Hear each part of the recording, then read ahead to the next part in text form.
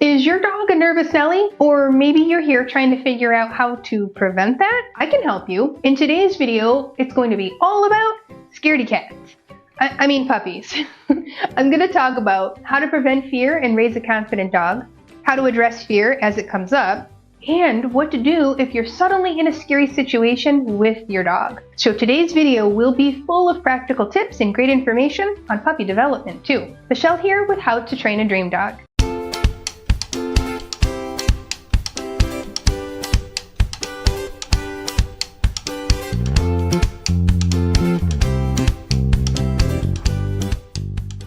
Now, you might be tuning into this video because you've noticed your dog is afraid of something and you're not sure what to do. I'm going to help you with that in just a moment. Before we dive right in, be sure to hit that subscribe button so you get notified when the next video goes live. First, I want to go over some great info on how to help your dog have confidence. Now, I want your dog, and all dogs, to handle new things, potentially scary things, with ease. Now, one of the best things you can do to achieve this is positive exposure training when your puppy is young. Now, the best time to do this is during the critical exposure window up to about 16 weeks of age. Now, it's never too late to work on the training, but the most beneficial time frame is when he's really young. So exposure training means your puppy has positive experiences with the outside world.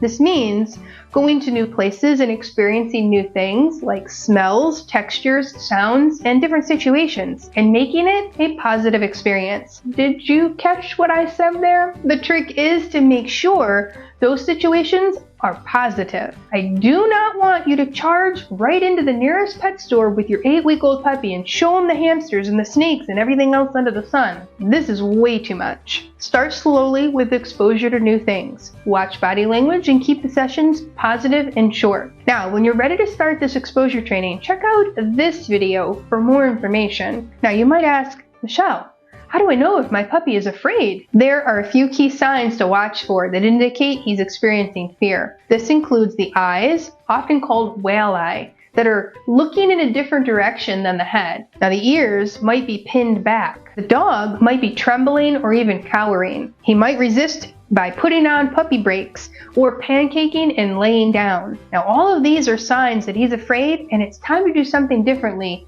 in this particular situation. So let's talk about what to do in the moment your dog is experiencing fear. Canine science and research has evolved a lot over the last 5 to 10 years. Now, when I first became a certified trainer, we were taught that if the dog was experiencing fear, we were not supposed to coddle or comfort him. This could reinforce fear. Well, this has actually been disproven, and we now know that you cannot reinforce an emotion. You can reinforce behavior, but not an emotion. So in the moment of fear, you can help your dog through it by doing a number of things. These are going to include staying calm. Your dog is getting a lot of information from you, even if you're not saying anything. Your body language, the way you hold the leash, even the smells your body is giving off, all send messages to your dog about the environment. Many times I've consulted with my clients about fear, and we've discovered that the human's reaction was actually contributing to the stress of the situation. Hopefully, with good tips like these, you're going to feel more confident, which then helps you remain more calm, which then helps your puppy stay more calm. Now, my second tip for dealing with fear in the moment is get some distance from that scary thing. Now, there's an imaginary line we like to call the threshold. Now, if you're seeing a strong fear reaction in your dog, you are over the threshold, and that's way too close to the scary thing. Now, on the other side of the threshold, your dog is far enough away that the thing is tolerable. Now, your job is to figure out where that line is and help your puppy experience this scary thing without overwhelming fear. Now, it's going to be a different distance for each scary thing. Pro tip, if your dog can take treats calmly, it usually means that he's not too overwhelmed and that you're an appropriate distance away. That was a really simple way to explain a much more complex topic. But if you want more details, just sign up for the online course we have and you're going to get a lot more information. Now, the link to the course is in the description below this video. Now, another tip for dealing with something super scary is provide comfort. Like I said earlier, it's definitely okay to comfort your dog when something scary is happening. So if it's something noisy, like fireworks, you might use soft white noise or soft music. Some dogs do well using a thunder shirt or hanging out under a blanket or in a cozy space like a crate. Side note, the thunder shirt is not a light switch and should not just be introduced the first time during a scary event. It takes some desensitization work ahead of time to be effective. Now, that's part of your positive exposure training that I mentioned earlier. So keep in mind that nothing will be learned at the moment the scary thing is happening. So it's not the time to educate your puppy on why that thing is not scary. It is the time to just endure it the best you guys can. So then, outside of the time when it happens, you can work on it. And another good tip is note the triggers. The human has a pretty big role as the critical thinker in the relationship. So as the puppy detective, you're going to want to try to figure out what might be triggering that fear. It could be smells, or a sound, or even just a sensation that you might not have even noticed, but your dog does. Now, if you can figure out what might be kicking off the fear, you're going to be able to address it through a counter conditioning process. Now, I could teach this for hours and still only scratch the surface of this important topic, but the simplified version of counter conditioning is that you need to identify the trigger. You're going to expose your dog to it in small doses from a distance or at a low volume. You're going to offer treats or food to reassociate the scary thing with something positive. You're going to note body language to ensure positive reactions, and practice, practice, practice. Now, I know I lay it out like this sounds very simple, but fear is kind of complicated in dogs and humans. Every situation is different, and it relies on a pretty strong understanding of canine body language to truly work it out. Humans often rush the process or don't break it down into small enough steps for the dogs to work through. Now, if you think your dog is having some strong fear and you're not sure what to do about it, consult a professional or consider my online course. It might help you. Now, here are a few things not to do if a dog is experiencing fear. Do not push your dog past their natural comfort zone. Do not remove your dog's flight response by keeping them near the trigger. Do not ignore or hope it's just going to go away. And do not laugh or create reactions for entertainment. Definitely do not videotape it and put it on social media. Now, your dog doesn't care about social media, but ignoring his stress for your amusement is not part of a loving relationship. Now, you can tape it if you're wanting to observe his reaction better or share it with a trainer for advice. Okay, that was a lot of theory. Did I lose you? Like I said, it's a complicated topic, but let me give you a few more examples of how I've helped some students work through fear with their puppies. This is Carrie and Roxy. They're students from our online course at the pro level. Now, we've actually been helping them with some fear and uncertainty when it comes to the harness. Now, when Roxy was about 6 months old, she started really resisting her harness. This didn't make it easy for Carrie to go on decompression walks, or any walks at all. Now, with the help of Nicole, the other trainer on my team, we worked through some of these ideas. So we determined that a new harness was probably needed. Now, Roxy didn't like the kind that had to go under her legs. So Carrie found a new harness, but this one was the kind that went over her head. Now, it's a better harness overall, and it fits Roxy better too, but it was still a challenge for Roxy to accept it. Roxy was showing some uncertainty and definitely some fear about this new tool. Carrie started slow and started playing some of the fun games to associate the harness with good things. She did not expect Roxy to wear it right away, but simply just focused on making it a positive, interesting experience. Slowly, step by step, she was able to get it closer to Roxy, but still not put it over her head just yet. That was going to be the hardest part for Roxy, so we had to advise Carrie to hold off on that until she was 100% sure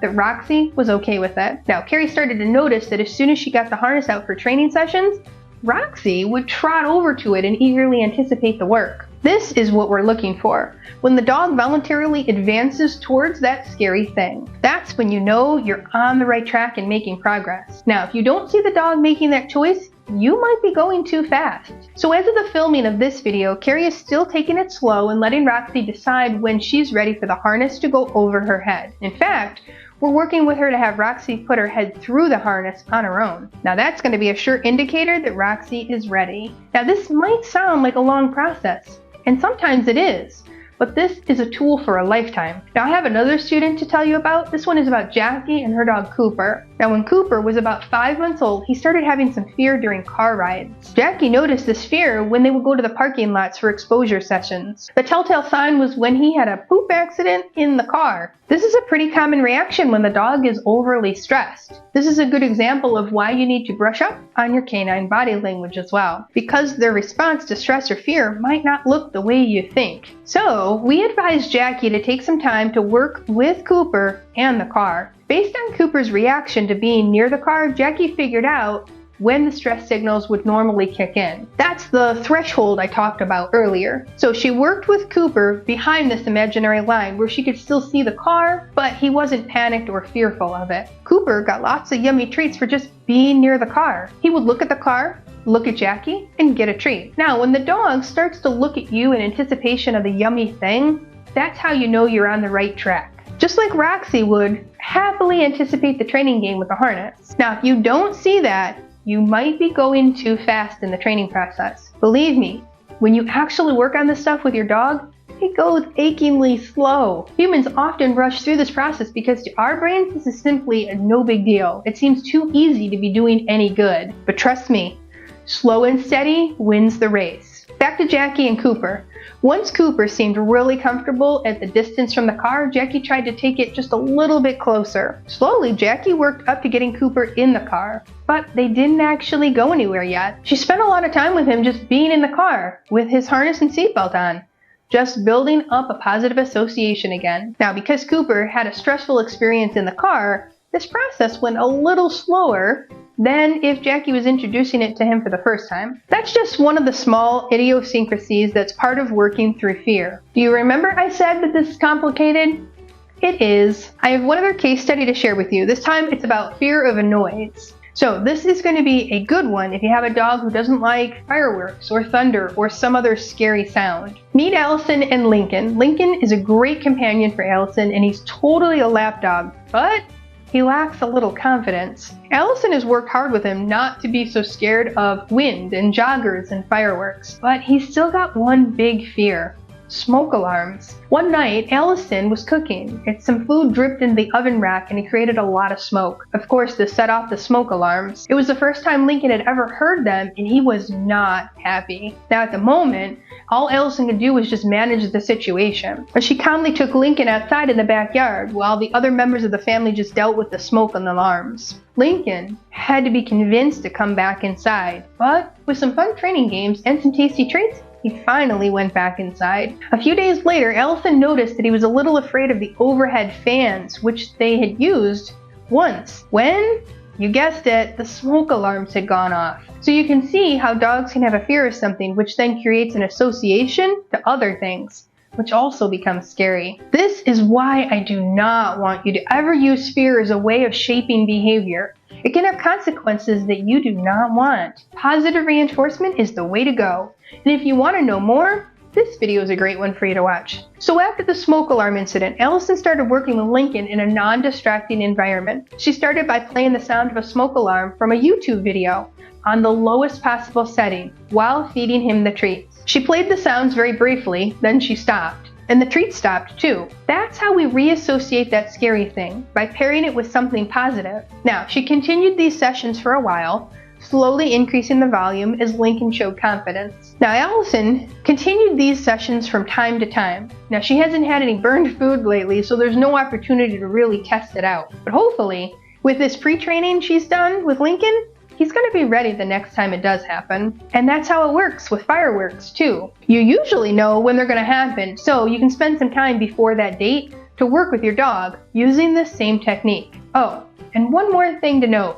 Allison had to work with Lincoln's association with fear, with the fans, in a whole separate training session. In his brain, those fans meant scary things. And it didn't matter that they were simply a side effect of the smoke alarm. Now, it may not make sense to our human brain, but we're working with a canine brain here. I think I gave you some great tips on dealing with fear today. Now, I want to stress that fear is not a one-size-fits-all training protocol. Now, you have to really understand what's going on in your dog's brain by reading his body language in order to actually work through this. Now, if you're struggling with some strong fear with your puppy, my online course might be a good fit for you. Take a look at the link in the description below and see if your dog meets the criteria of pups who would be a good match for the course. Now, if my course isn't the right fit, I recommend you find a behaviorist in your area who can help you. In the comments below, tell me, what kind of dog do you have and what is he afraid of?